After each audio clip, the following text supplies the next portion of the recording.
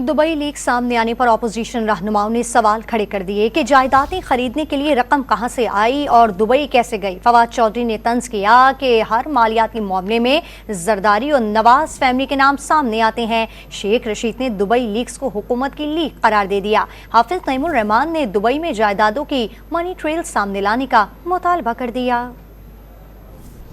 Dubai में जायदादें खरीदने के लिए रकम कहां से आई, किन जराए से दुबई पहुंची, क्या इन लोगों के खिलाफ कोई कार्रवाई होगी? दुबई लीक सामने आने पर अपोजिशन रहनुमाओं ने सवाल खड़े कर दिए। साबिक वफाकी वजीर फवाद चौधरी ने तंज किया कि हर मालियाती मामले में नवाज शरीफ और जरदारी खानदान के नाम जगमगाते नजर आते हैं। जरदारी साहब की फैमिली ने, नवाज शरीफ की फैमिली ने कभी पाकिस्तान को मायूस नहीं किया। जब भी कोई दुनिया में मालियाती स्कैंडल आया है, इनके नाम हमेशा उसमें जो है वो जगमगाते हुए नजर आए हैं। अगर पनामा के केसेस को मुंतकी अंजाम तक पहुंचाया जाता तो आज ये ना होता। शेख रशीद अहमद ने दुबई लीक्स को हुकूमत की लीक करार दिया। दावा किया कि 30 जून से पहले सियासत में भौचाल आने वाला है। पनामा लीक्स के पास दुबई लीक्स आई है, ये हुकूमती लीक है।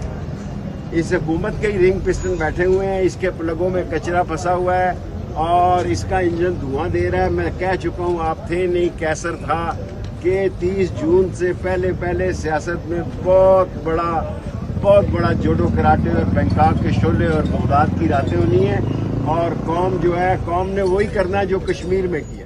अमीर जमात इस्लामी हाफिज नईम ने सवाल किया कि दुबई में प्रॉपर्टीज रखने वाले हुक्मरानों के पास खरीदारी के लिए रकम कहां से आई, ये रकूम किन जराए से पाकिस्तान से दुबई मुंतकिल हुई, क्या जायदादें बरवक्त FBR, इलेक्शन कमीशन और स्टेट बैंक में डिक्लेयर की गयी? हुक्मरान तबका बाहर सरमायाकारी करेगा तो पाकिस्तान में सरमायाकारी कौन करेगा? हाफिज नईम ने मनी ट्रेल सामने लाने का भी मुतालबा किया। मुशीर खजाना खैबर पख्तूनख्वा मुजम्मिल असलम ने सवाल किया कि क्या अब शहबाज शरीफ रिश्तेदारों और रिटायर्ड अफसरान के खिलाफ कार्रवाई शुरू करेंगे या अब भी नॉन फाइलर्स की सिम बंद करने पर तवज्जो मरकूज रहेगी?